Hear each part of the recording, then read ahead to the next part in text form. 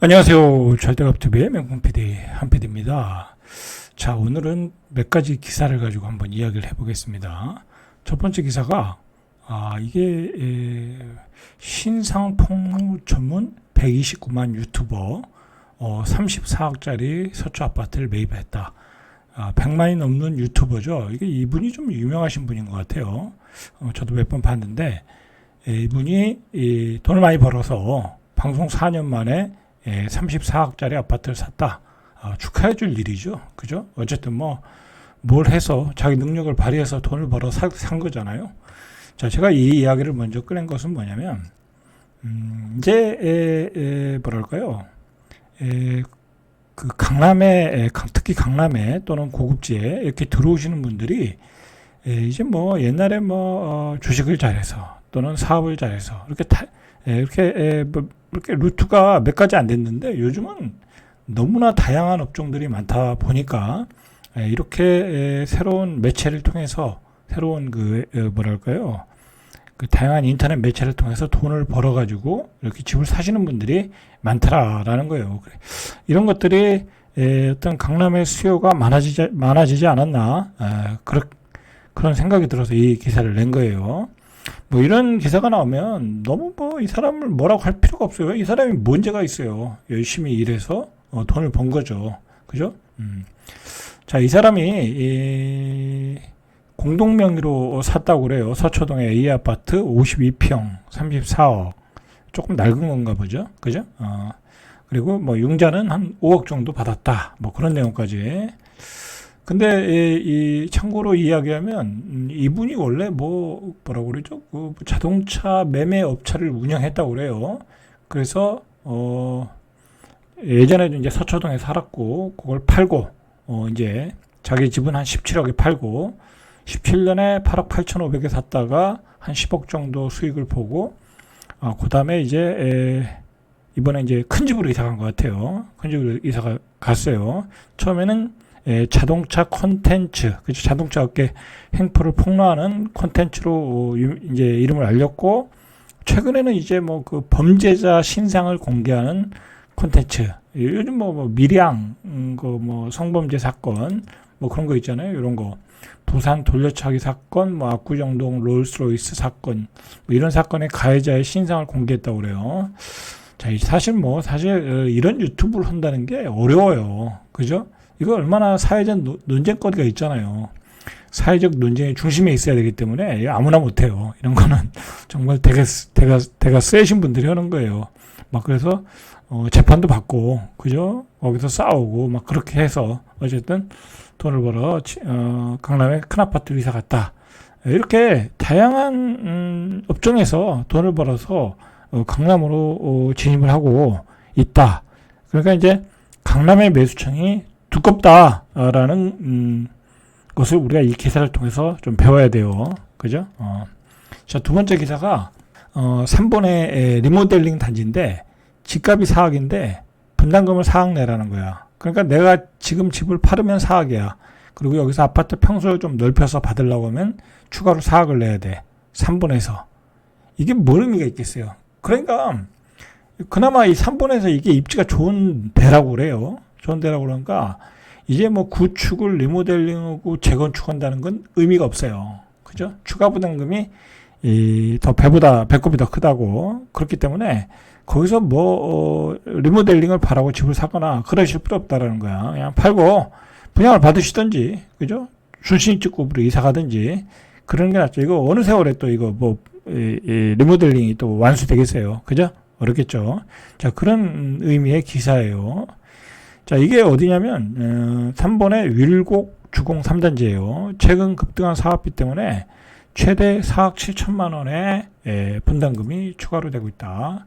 자, 얼마를 내냐면 구체적으로 보니까 51.6제곱미터를 11제곱미터 한 3평 내지 4평을 더 넓혀서 가는 거죠. 리모델링 하면 평균 부담금이 4억 5백만 원.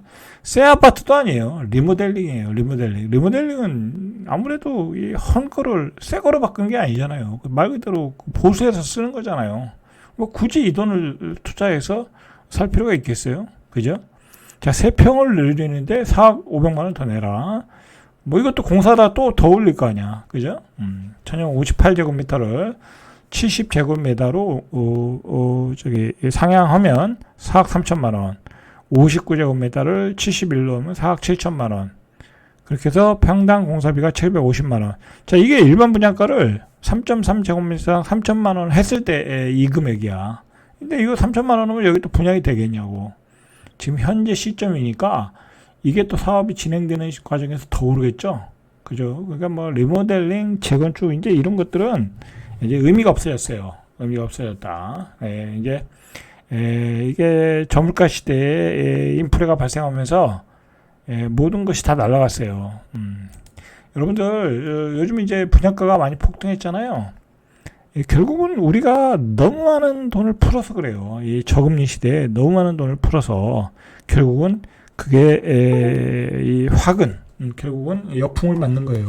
그러니까 여러분들 너무 공짜 좋아하시면 안 돼. 그죠? 뭐 민주당에서도 뭐 25만 원을 뭐 줘야 된다 막 그러는데 우리 또 코로나 때 얼마나 많은 돈을 받았어요. 그죠? 근데 시중에 돈이 많이 풀리면 풀릴수록 결국은 다 우리가 감당해야 돼. 그러니까 우리는 받을 때 뭐 좋다고 20만 원, 30만 원 받지만 나중에 결국은 물가에 다 반영되기 때문에 별 의미가 없어요. 저금리는 결국은 저금리와 많은 유동성이 시장에 풀린다는 것은 결국 서민들에게 더 불리한 거야. 그죠? 벌써 이제 이런 분양가에서 나타나잖아요. 그죠? 아파트 분양가에서도 나타나고. 그러니까 우리가 저금리도 좋아할 것도 아니고 공짜로 돈을 국가에서 준다고 해도 좋아할 것도 아니다라는 거예요. 이번에 보니까 우리가 노령연금이라고 뭐랄까요? 노인들한테 뭐 30만 원인가 30 몇만 원을 이렇게 주잖아요. 그 노령연금도 지금 숫자가 계속 늘어나고 있어. 고령화 시대가 되다 보니까. 그래서 작년에 보니까 올해 예산이 보니까 39조야. 야, 노인들한테 주는 돈이 39조야. 근데 그게 폭발적으로 늘어나고 있는 거 아니에요. 뭐 지금 한 2조는 늘어나는 것 같아. 그거 어떻게 감당할 거야? 또 연금을 내는 사람보다 받는 사람이 더 많아지고 있어. 이거 국가는 어떻게 감당할 거야? 여러분들 결국은요 국가가 세수를 많이 걷어야 다 복지를 줄 수 있는 거잖아요. 근데 우리가 세수가 줄어들고 있잖아. 뭐 말 그대로 세수가 많으려면 우리 기업들이 돈을 잘 벌어서 법인세를 잘 내야 되는데 법인세를 잘 내야 뭐 사람들도 취업을 해서 근로소득세도 내고 그래야 되는데 이미 자영업은 무너졌고 그 다음에 뭐 우리 수출 경쟁력은 계속 떨어지고 있고 노인들은 늘어나고 있고 이 복지로 들어갈 돈들은 태산같이 많아지고 여러분들 이거 우리는 정말 심각한 상황으로 가고 있는 거예요 지금. 여러분들 이거 정신 차려야 돼. 이거 국가가 여기서 정신 못 차리면 큰일 나는 거야. 그러니까 제가 늘 얘기하지만 앞으로는 이번 이제 상승장이 끝나면은 우리나라 주식은 하지 말아라. 그죠? 특히 내수 관련주 하지 말아라. 뭐 다 하지 말라는 얘기는 아니에요. 내수 관련. 뭐 국민연금도 팔고 있대잖아. 그죠? 하지 말아라. 그 다음에 포트폴리오를 재조정해라. 그리고 원화보다는 달러를 많이 가지고 가라. 그죠? 원화보다는 달러 자산이 많아야 된다. 왜냐면 우리 원화 가치가 떨어질 수밖에 없죠. 왜냐면 복지로 풀어야 될 돈들이 어마어마하잖아. 그죠? 복지로 풀어야 될 돈들이 지금 제가 계속 요즘 뭐 노령화, 고령화도 얘기하고 늘어나는 노인들 얘기하는 얘기가 뭐겠어요? 그 노인들 다 연금을 줘야 될 거 아니야. 노령연금 줘야죠. 국민연금 줘야죠. 여러분들 제가 추가로 좀 얘기하면 예를 들어요. 우리 공무원이나 제가 공무원들 폄하하는 거 아니에요. 공무원들도 연금을 이제 받잖아요. 그러면 우리도 그렇지만 국민연금도 그렇지만 똑같이 매년 물가 상승률을 반영을 해야 돼. 그죠?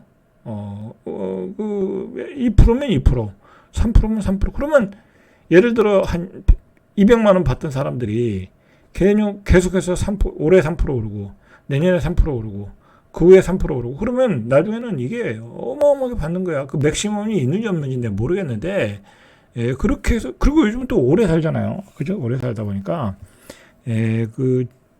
지불해야 되는 국민연금이 어마어마한 거야. 근데 우리 나이 드신 분들은 또 경제활동 안 하잖아. 소비가 안 되잖아요. 나가서 뭐 젊은이들처럼 뭐 엄청 먹어대는 것도 아니고 술을 마시는 것도 아니고 자동차를 뭐 새 차로 바꿔야 되는 것도 아니고 그죠? 여행도 안 다녀요. 나이 들면 힘들어가지고 그죠? 그런 문제가 우리 앞에 기다리고 있다. 요즘 제가 고령화를 공부해 보니까 이거 너무 심각해. 그죠? 제가 나이가 먹다 보니까 당장 닥치다 보니까 그런 게 보이더라고요. 자, 계속 이야기를 해서 이 아파트 3분에 있는 아파트 가격이 분담금이 4억 7천만 원. 근데 거래되는 가격을 보니까 5구제곱미터가 4억 2천만 원, 4억 2천5백만 원이야. 그러니까 이제 리모델링 이런 거 의미가 없어졌어요. 의미가 없어졌다니까. 가격이 내가 파는 가격이 4억 2천5백인데 추가 분담금이 더 많아. 배보다 배꼽이 더 크다라는 거죠. 그죠? 자, 세 번째 기사로는 서울 아파트에 매매가 불붙었다. 이제 이런 강한 표현이 나오기 시작했어요. 뭐 이제 통계가 나오니까 6월달 거래 신고가 조금 더 남았거든요.